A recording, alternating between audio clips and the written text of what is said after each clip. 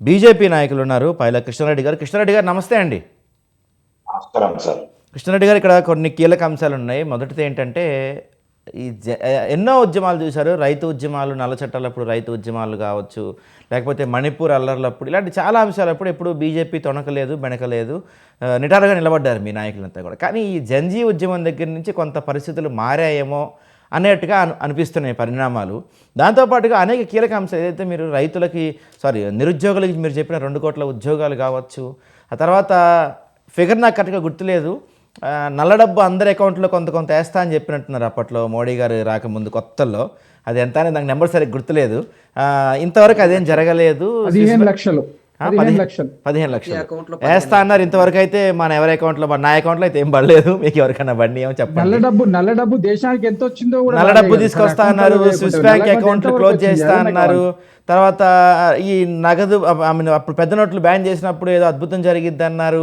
రకరకాల అంశాలు అన్నిట్లో, కానీ చెప్పింది ఏది జరగలేదు. ఏమన్నా మీ బీజేపీ వాళ్ళని గట్టిగా అడిగితే మేము ఎన్నికల్లో గెలుస్తున్నాం కదా, ప్రజల మద్దతు మా వైపే ఉంది, ఏ ఎన్నిక జరిగినా గెలుపు మాదే ఉంది కదా, ప్రజల మద్దతు మాదే ఉందని చెప్తున్నారు. కానీ గ్రౌండ్ లెవెల్లో చూసుకుంటే ఇప్పుడిప్పుడే కొంత వ్యతిరేకత స్టార్ట్ అవుతుందేమో, పర్టికులర్గా యూత్ నుంచి, జంజీ నుంచి. ఎందుకంటే రేపు రాబోయే ఓటర్స్ అంతా వాళ్ళే మెయిన్ ఓటర్స్, కొత్తగా ఎన్రోల్ అయిన ఓటర్స్ కావచ్చు, లేకపోతే వాళ్ళే మెయిన్ ఓటర్స్. దాంతోపాటు నిరుద్యోగ సమస్య దేశంలో విపరీతంగా పెరుగుతుంది అన్నది వాస్తవమైన అంశం. సో వీటన్నిటిని ఎలా మేనేజ్ చేయబోతున్నారు బీజేపీ? కొంత వ్యతిరేకత ఇప్పుడు మీరు గమనించినట్లయితే మొన్న ఈ డీలిమిటేషన్ తర్వాత ఉమెన్ రిజర్వేషన్ బిల్లో మీకు కొంత వ్యతిరేకత, మీరు అనుకుంది చేయలేకపోయారు. రీసెంట్గా ఒక బిల్లో కూడా మీరు అనుకుంది చేయలేకపోయారు. ఇలా పార్లమెంట్లో, రాజ్యసభలో కొంత మీకు వ్యతిరేక పవనాలు వీస్తున్నాయి, బయట కూడా కొంత వ్యతిరేక పవనాలు వీస్తున్నాయి. ఆర్ఎస్ఎస్ చీఫ్ మోహన్ భగత్ కూడా కొన్ని కీలకమైన కామెంట్స్ చేశారు. అంటే ఏం జరుగుతుంది బీజేపీలో? మోడీ షాల ఇమేజ్ కొంత ఏమైనా మసకబారుతుందా? ఏం చెప్తారు మీరు? సార్, ముందుగా మీకు, స్వతంత్ర వీక్షకులకు, అలాగే ఈ చర్చా వేదికలో పాల్గొంటున్న అందరికీ శుభ సాయంత్రం తెలియజేసుకుంటున్నా సార్. మరీ ముఖ్యంగా రేపు తెలంగాణలో ముఖ్యంగా బోనాల పండుగ జరుగుతుంది. అలాగే నా యొక్క నియోజకవర్గం ఎల్లారెడ్డి నియోజకవర్గంలో బోనాల పండుగ జరుగుతున్న సందర్భంగా వారందరికీ ముందుగా శుభాకాంక్షలు తెలియజేసుకుంటున్నా సార్. ఇక్కడ మీరు ఇందాక కూడా ఒక మాట మాట్లాడారు, అమిత్ షా మోడీ గారు అనగదొక్కారు అనేసి. అనగదొక్కలేరు సార్, చాకచక్యంగా ఎదుర్కొన్నారు సమస్యలన్నిటికీ.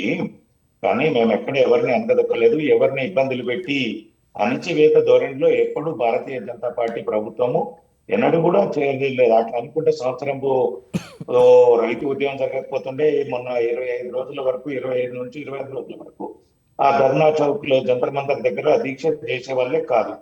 దౌర్జన్యంగా ప్రజాస్వామ్యయుతంగా వాళ్ళు చేస్తున్నారు కాబట్టి వారిని సహకరించారు. జరిగిన సమస్యకి ఎక్కడ పరిష్కారం తీసుకురానో ఆ విధంగా తీసుకొచ్చే విధంగా ప్రయత్నం చేశారు. ఎక్కడ ఎవరిని అణిచివేయలేదు సార్. మీరు అణిచివేత అనే పదం వాడారు కాబట్టి నేను ఈ అంశం చెప్పాల్సి వచ్చింది. ఇంకొక ముఖ్య విషయం సార్, మోడీ గారు ఎక్కడ తగ్గలేరు, ఎక్కడ ఎవరు పెరిగింది కాదు సార్. ఇక్కడ సమస్యను అడ్రస్ చేసుకోవడానికి ఒక్కొక్కరికి ఒక్కొక్కసారి ఒక సమస్యకు సమయం పడుతుంది. ఆ సమయానుకూలంగా కొన్ని టైం పట్టవచ్చు. దాన్ని చాకచక్యంగా ఎదుర్కోవడానికి కొంత సమయం తీసుకున్నారు అంతే తప్ప దీంట్లో వాళ్ళు ఏదో జారించిందని అసలు నేను చెప్పదలుచుకుంది సార్. కాక్రోచ్ జనతా పార్టీ పుట్టింది ఏ విధంగా, ఏ అంశం గురించి పుట్టింది? ఒక వెటకారంగా ఒక సుప్రీంకోర్టు సీజే గారు మాట్లాడితే కాక్రోచ్ లాగా తయారైందంటే దానికి ఒక వెటకారంగా ఒక పార్టీని స్టార్ట్ చేసి సోషల్ మీడియాలో పెట్టితే దానికి సోషల్ మీడియాలో ఇక యువకులు ఫాలో అయినరు, దాన్ని ఫాలో అప్ అయినరు. దాన్ని ఎక్కడికి తీసుకొచ్చిండ్రు? అది తీసుకొచ్చేసి నీట్ పేపర్ భారతీయ జనతా పార్టీకి వ్యతిరేకంగా ఈ పార్టీ పుట్టిద్దా అనే విధంగా ఇది చేయడం జరిగింది. దానికి పెద్ద సమస్య ఏం కాదు సార్. దీని అంతటికి దీని వెనకాల ఎవరు ఉన్నారు, ఏం చేస్తున్నారు, యువతను ఎవరినో రెచ్చగొడుతున్నారు అనేది పూర్తిగా తెలిసిన విషయమే. ఇంకొక ముఖ్య అంశం సార్, వీళ్ళు ఎంత యూత్ అని మొత్తుకుంటున్నారు. గొంతెత్తుకున్నంత మాత్రాన యూత్ ఎంత సపోర్ట్ చేస్తుందో మా అందరికీ తెలుసు. భారతీయ జనతా పార్టీకి ఏ గ్రామంలో ఇప్పుడు మన శ్రీనివాసరావు గారు కానీ, రామగౌడ్ గారు కానీ విలేజ్ లోకి వెళ్తే 90% of the youth Bharatiya Janata Party తోడుతుండేది. భారతీయ జనతా పార్టీ సిద్ధాంతాలకు అనుకూలంగా పనిచేస్తున్నారు. వాళ్ళు భారతీయ జనతా పార్టీ యొక్క విధానాన్ని నచ్చి భారతీయ జనతా పార్టీకి అనుసంధానంగా ఉన్నారు సార్. మీరు ఎక్కడైనా చూడండి, బీజేపీ బలము ఏంది అంటే ఫస్ట్ యువతనే మా బలం సార్. దాన్ని ఏదో వీళ్ళు డైవర్ట్ చేయడానికి ఈ డ్రామాలు, యాక్టింగ్లు, ఏదో యువతను మొత్తం ఇది చేస్తున్నారని భారతీయ జనతా పార్టీకి దూరం చేయడానికి వీళ్ళు ఎన్ని కుట్రలు పన్నినా, యుక్తులు పన్నినా అది సాధ్యమయ్యే పరిస్థితి కాదు. ఇంకొక అంశం సార్, మేము ఎక్కడ కూడా ఈ రోజు 12 సంవత్సరాలు అంటే అతిగతంగా ఎలాంటి ఇబ్బంది లేకుండా పాలన చేసిన ఈ గత సంవత్సరం నుంచి వస్తున్న పరిస్థితులు ఏంటంటే సార్, గ్లోబల్ గా ఇది భారతదేశం ఒకటే కాదు, ప్రపంచ వ్యాప్తంగా నెలకొన్న అనిశ్చిత పరిస్థితులు ఒకటి, వస్తున్న సమస్యలు ఒకటి, మనకు దాన్ని ఎదుర్కోవడము, దాని ద్వారా సంస్థల దేశంలో ఏర్పడడము సార్. Right sir. అయితే ఇక్కడ ఒక చిన్న చిన్న ఇంటరప్షన్. ఇందాక మీరు చెప్తున్నారు ఇవన్నీ బాగానే ఉన్నాయి. అయితే నేను అడిగిన మెయిన్ క్వశ్చన్స్ ఈ సీజేపీ గురించి, వాటి గురించి కాసేపు పక్కన పెట్టేద్దాం. మీరు చెప్పిన 2 కోట్ల ఉద్యోగాల హామీ ఎంతవరకు వచ్చింది, మీరు చెప్పిన ఒక్కొక్క అకౌంట్లో 15 లక్షల హామీ ఎంతవరకు వచ్చింది, వాటి గురించి కూడా మాట్లాడుకుందాం సార్. సార్ దాంట్లో 15 లక్షలు అనే మాట నల్లధనం వస్తే ఇంత వస్తుందేమో అని చెప్పి అన్నారు. ఏ సార్ అనేది ఎక్కడ లేదు, ఒక్క స్టేట్మెంట్ చూపించండి సార్. దాన్ని వక్రీకరించి 15 సరే సరే సరే సరే సరే సార్, మీరు చెప్పినట్టు దాన్ని వక్రీకరించాం అనుకుందాం. నల్లధనం ఎంత వచ్చింది ఇప్పటివరకు ఇండియాకి, తిరిగి ఎంత తీసుకురాగలిగారు ఈ 12 ఏళ్ళలో? ఎప్పుడైనా ఒక శ్వేతపత్రం రిలీజ్ చేశారు దానిపై ఇంతకాలంలో మీరు ఎప్పుడైనా? ఇప్పుడు ఎంత వచ్చింది అనేది ఒకటి సార్ కేంద్రం దగ్గర ఉంటది, కేంద్రం డేటా ఇవ్వగలుగుతుంది. అది సమయం వచ్చినప్పుడు, సమయం సందర్భంగా మాట్లాడాల్సి వచ్చినప్పుడు ఆ ఇష్యూ గురించి మాట్లాడితే ఇబ్బంది పడాల్సిన అవసరం ఏం లేదు. ఇప్పుడున్న సమస్యలను మనం అడ్రస్ చేద్దాం సార్. ఇప్పుడు ఆ 14 లక్షలు, 15 లక్షలు, 12 ఏళ్ల కింద సమస్య మాట్లాడతామా? సరే సరే సరే సార్, మీరు చెప్పినట్టే అది కూడా పక్కన పెడదాం మనం. అది కూడా పక్కన పెడదాం. 2 కోట్ల ఉద్యోగాల సంగతి ఎంతవరకు వచ్చింది సార్? ఉద్యోగాల సమస్య అనేది సార్ ఎక్కడైనా ఇది నిరంతర ప్రక్రియ సార్. ఒక రోజు 2 కోట్ల ఉద్యోగాలు ఈ ప్రభుత్వం ఇస్తానా, ఆ ప్రభుత్వం ఇస్తానా కాదు. ఈ మనకు సరిపడా ఎంప్లాయ్మెంట్ ను క్రియేట్ చేయగలిగినమా లేదా, రెండోది ఖాళీలు ఇప్పుడు ఏదైతే వేకెన్సీస్ అవుతున్నాయి వాటిని ఫిల్ చేసినామా లేదా, రెండోది జనాభా పెరుగుతున్న నిష్పత్తి ప్రకారం ఉద్యోగాలను నియామకాలు జరుగుతున్నాయా లేదా అనేది మనము ఒకటి చర్చించాలి సార్. మనము ఇప్పుడు మన దగ్గర 10 మంది అవసరం ఉంటే 20 మందిని పెట్టుకోలేము. మనకి ఇప్పుడు జనాభా పెరుగుతున్నప్పుడు మనకు దానికి నిష్పత్తిగా మనకు ఉద్యోగ అవకాశాలు కల్పిస్తున్నారా లేదా, అది ప్రైవేట్ రంగంలోనా, ప్రభుత్వంలోనా, లేదంటే ఏ ఇతర సంఘ ద్వారానన్నా అది ఫుల్ఫిల్ జరుగుతుందా లేదా అనేది మనం ఒకటి చూడాల్సిన అవసరం ఉంది. మేక్ ఇన్ ఇండియా ద్వారా చాలా కంపెనీలకు ప్రోత్సాహకాలను ఇవ్వడం ఉంది. ఎంఎస్ఎంఈ ద్వారా స్వతంత్రంగా ఇది పెట్టుకునే వాళ్లకు ప్రోత్సాహకాలు ఇచ్చారు.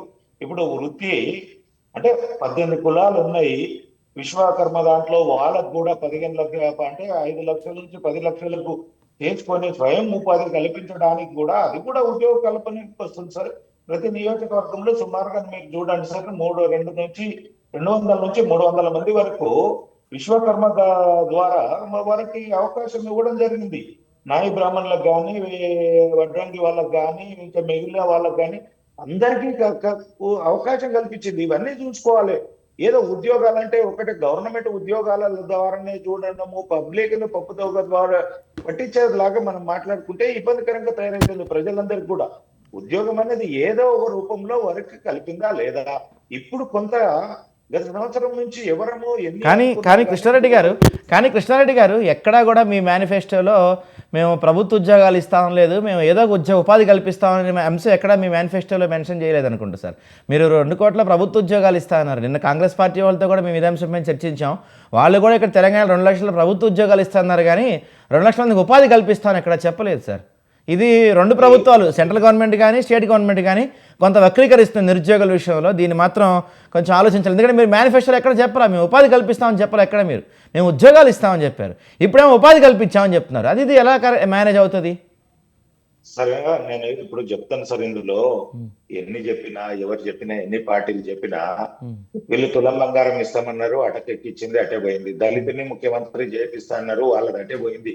ఇక రాజకీయ పార్టీలలో వ్యవహారాలు ఏం నడుస్తాయి ఏందనేది దాంట్లో మనం ఒకటి సార్ 100 మార్కులకు పేపర్ ఇస్తే నేను ఒకటి మాత్రం మీకు క్షుణ్ణంగా చెప్పదలుచుకున్నా సార్.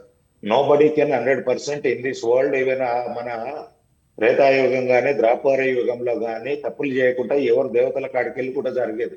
ఐటీ మనము సంవత్సరం, నేను ఒక ఎగ్జాంపుల్ చెప్తాను సార్. సంవత్సరం మొత్తం పిల్లల్ని చంపి స్కూల్కి పంపించేసి బుక్ మొత్తం చదవమని చెప్తాము. దాంట్లోకి వెళ్ళి ఏం చేస్తాము, ఒక 100 మార్కులకు 20 క్వశ్చన్లు ఇచ్చేస్తాం. ఇచ్చేసి దాంట్లోకి ఏం చేస్తాం, 20 ఇచ్చేసి 15 రాయమంటాం. ఆ 15 అన్న కరెక్ట్ రాయమంటామా, లేదు మళ్ళీ 35 మార్కులు వస్తే పాస్ అంటాం. మేము 35 మార్కులలో లేము సార్, మేము 80-90% లో రీచ్ అయినాము.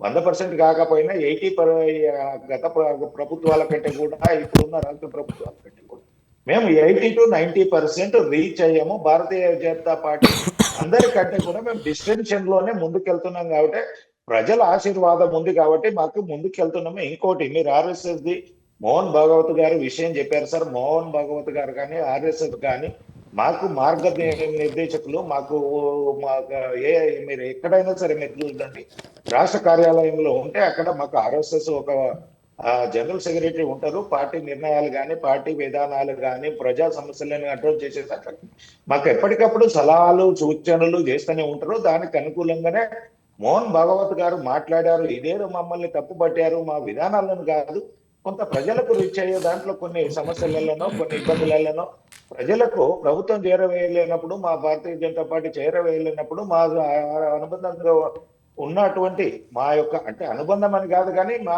కలిసి ఒకే అవగాహనతోటి ఉన్నటువంటి RSS కానీ బీజేపీ కానీ వారు మాట్లాడడం జరిగింది. అది ప్రజలకు మంచిగా వెళ్తే కనుక మాకు కూడా ఎక్కడన్నా ఎవరమైనా కొంత అటు ఇటు జరిగినప్పుడు వాటి సలహాలు సూచనలు తీసుకొని ప్రజలకు, విద్యార్థులకు, రైతులకు ఏ విధంగా బెనిఫిటో, మేము 4 కాలాల పాటు అధికారంలో ఉండాలంటే ప్రజా వ్యతిరేక నిర్ణయాలతోటి మేము ఎవరు కూడా అధికారంలో లేరు సార్. అది మేము కూడా అంతే. మేము అధికారంలో ఉండాలంటే ప్రజా యొక్క అభిప్రాయానికి అనుగుణంగానే పాలన చేస్తున్నాము. ఎవరో కొన్ని అపోహలు సూచించి ఉద్యమాలు చేసిన దాంట్లో మేము కొన్నిటిని ఇది చేయాల్సి వస్తుంది. వాటిని మేము చక్కచక్యంగా ఎదుర్కొంటాం.